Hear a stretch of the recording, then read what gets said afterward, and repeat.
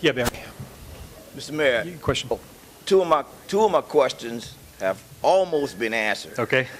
One was about a contingency plan for evacuation. What about the people? Like you said, you're going to have a way to get the people out. Mm-hmm. Am I correct? Yeah, we would implement buses, those types of things to remove people. Now, as far as a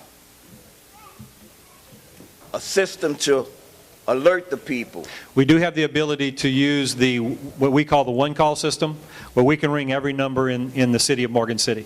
We can ring every number just in Lakeside subdivision if we want, whatever. Okay. We have that ability. Yes. Now, what about the people who don't have that one ring? Then the next thing we have to do, and we say this every year in hurricane season, please help us with your neighbor. Take care of your neighbor. Go knock on your neighbor's door and make sure they know. Go make sure, let's take care of our neighborhoods. You know, because Andrew, our police force came around over the loudspeaker, this, that, and the other. Supposing this is in the middle of the night. Oh, sure. You got a lot of elderly people that are either misinformed or not informed at all. So what do we do? We can do that too.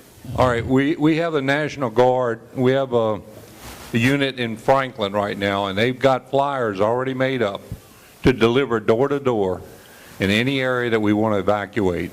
They're prepared to do that when we trigger it. They'll start going door to door, and if there's nobody there, they're going to tape it to each door to let them know that we're going to be evacuating and what's going to take place. We've already got those printed up and what we're going to do, okay? Okay, I also remember 90 flooding, and because I went and I rode out that way, and I got to that point where I couldn't drive down 90 anymore. I mean, just say what if.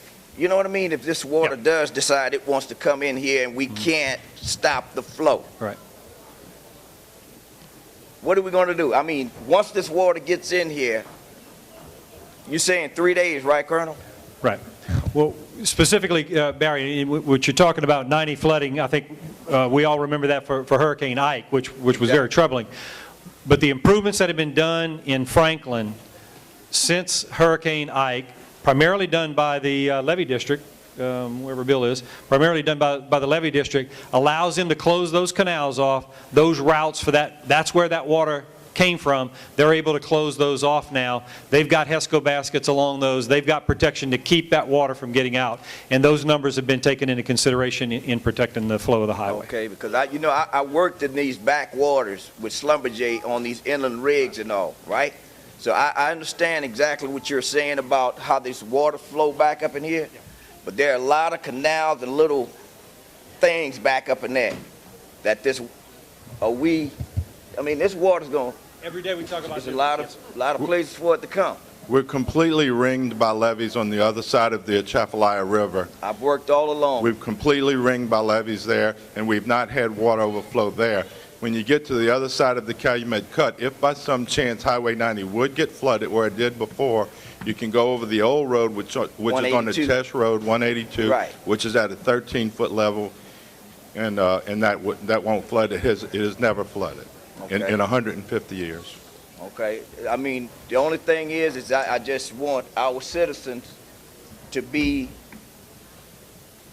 alerted in a proper time. That's part of why we think it's important to keep the old bridge in Morgan City, to have alternative routes in the case we have other catastrophes we don't anticipate, and including the 182 route that I just talked about, that the old road that goes through Patterson, Berwick, and through Franklin, Centerville, Baldwin, in that area. You know, a lot of people don't have computers and all of this good stuff now. That's right, and we understand that, and I assure you, those same questions that you're asking, Barry, are the same questions we talk about at City Hall and we talk about with Duval Arthur, the what ifs, and try and at least have thought through that process. You know, I pay attention to the news all day, every day. I got it on my phone, I got it on my computer, I got it on the television. And I got a brother that's in Rockville, Maryland, and he seems to know more about what's happening here. That's why we had this meeting, and we're trying to make sure everybody gets a chance to understand this. It's been very informative, and there were some questions that needed to be asked. Okay. I just needed to know. Let me get to the next lady if I can. Okay? Yes, ma'am, your question. Hi. I'm Sheila Minsman. I work for a small... Can you get to the microphone a little bit better? Thanks. I work for a small oil company, Phoenix Exploration, and Mr. Hidalgo said he was going to sink that barge in the Bayou Chene, and it's going to affect the company that I work for. We have wells in Palmetto Bayou. At what point should we shut in those wells at Palmetto Bayou? I'm going to let Bill try and answer that question if he can, if he's got a comment on that.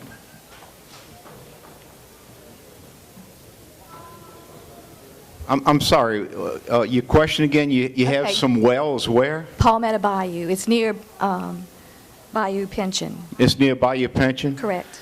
I'm gonna suggest that, in fact, I'm sure the DEQ and the Coast Guard and the Homeland Security are really concerned about any wells that are potentially unattended and could be flooded. So you need to check the elevations and assume that they're going to be flooded, just like they're saying 0 to 5 feet. I would figure 5 feet. If 5 feet is a problem, then I think you need to secure your wells. And I think that's a pretty good recommendation from anybody. We're going and you're out- not going to get it from us because we can't make it. And, Okay.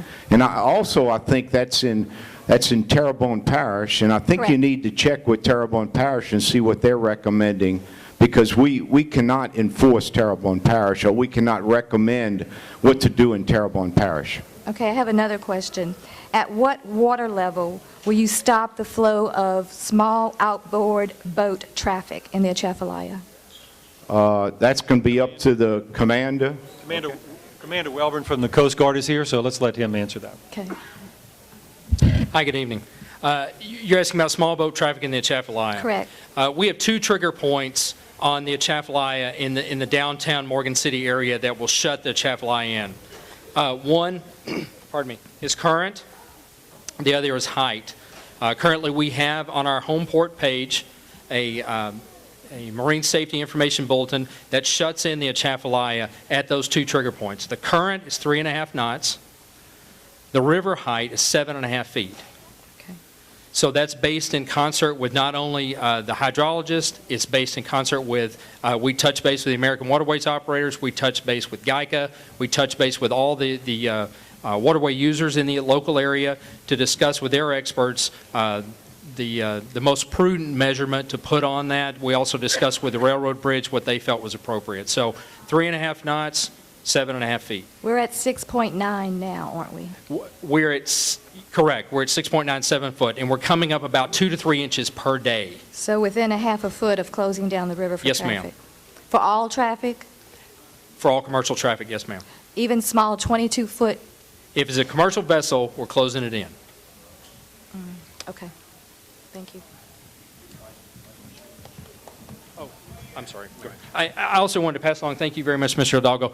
We have a safety zone currently in Bayou Chene to cover the construction of the barge area, the sheet piling and whatnot. So Bayou Chene, we've shut in Bayou Chene also. So there's no traffic on Bayou Chene at all. Yes, sir, your question? Yes, I wanted to ask a question that references one that Mr. Nakan answered about the floodproofing in Amelia. I wanted to know how that is impacting the area in Syracuse, and if the levee protection and buildup they're doing coming out of Morgan City, how that affects the pumping system and the levee system that runs behind Syracuse. Well, the levee system behind Syracuse is being addressed by the city of Morgan City with raising this. The National Guard is there. We will be placing additional protection along the Syracuse levee, which protects both the city of Morgan City and the Syracuse residents. As far as pumping capacity there we don't anticipate any impacts on the ability to get rainwater out, which is the important key there. And secondly, when the water in the Atchafalaya does rise, do we have any projections on how that's going to affect Highway 90 between Syracuse and Bayou Ramus? The old highway Right. you're talking about? The old highway. I don't know what that elevation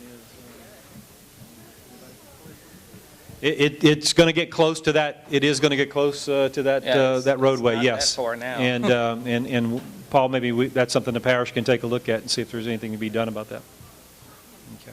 And the reason I ask, because at that elevation on that section of road, living in Syracuse, there's only one other way to get out. Right, right. So we have to know that. Yep, that's But critical. if we need some pumps, the Levee District have some pumps. We got some pumps right at the, okay. If we need some pumps in St. Mary Parish, anywhere in St. Mary Parish, the Levee District already have some on hold right now. We have 13 pumps at Berwick Lock, so we got, we can get the pumps on a minute notice. So that shouldn't be a problem. In a Amelia area, that will be a problem if we start getting rain, a big rains there. We will have pumps in that area to pump out in the Amelia area there. Okay, and to what level did you say the flood proofing is being raised to? What plus level coming out of Morgan City? Yeah, the minimum would be +9. Actually, if we end up with HESCO baskets through the whole thing, it'd be even higher than that. But at minimum, will be +9. Great, thank you.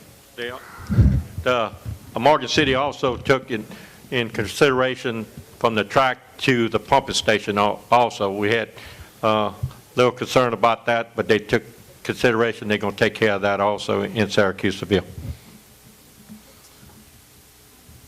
Just right quick, the lady that asked about the wells, I don't know if she's still here, but I just asked Secretary of DNR, Scott Angel, and he said their agency took the inundation map and sent emails and hosted conference calls with all the impacted operators about their requirement to protect the environment and to drain their tanks and to do well shut-ins. And if you didn't get a hold of them or weren't in that, to just give the Office of Natural Resources a call.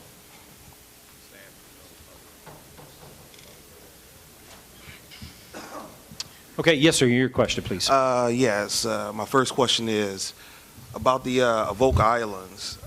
We're supposed to come up there and evacuate most of the animals and stuff that's over on the Avoca Islands, right? Is the ferry going to be open on Sunday so that can also be done? If needed, we can keep it open if needed, but we will shut down the ferry at 9 feet. Once the water height gets to 9 feet, the ferry shut down.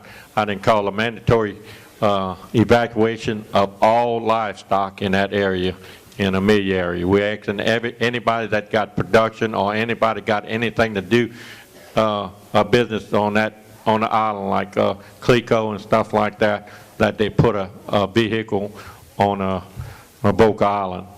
So what's the estimated time that it should reach 9 feet to get that done? We asking you to do it now. If you got some stuff down there, I understand that, but I mean, go ahead how and many do it. days until, what's the water level at right now? So we, 6, 9 right now in that area. okay. My second question is, in Amelia, once this project is done and the water starts coming in, how much water should we expect to come in immediately? I think we planning for about a 6-foot rise in that area there. That's what the Corps engineer is saying. The map's showing about a 6-foot rise. We hope, and look at the map, you maybe subtract a foot from that. And my last question is, I'm not too, sort of new to the wetland area, but how much time are we looking at for some of the water to recede and start pushing out once we take what we can take? It won't be an overnight thing. It's going to be quite a while. It's going to take 3 or 4 weeks before the water get back to not a normal, but recede some. It's going to be maybe a month before it get back to normal. All right, thank you very much. The National Weather Service had predicted that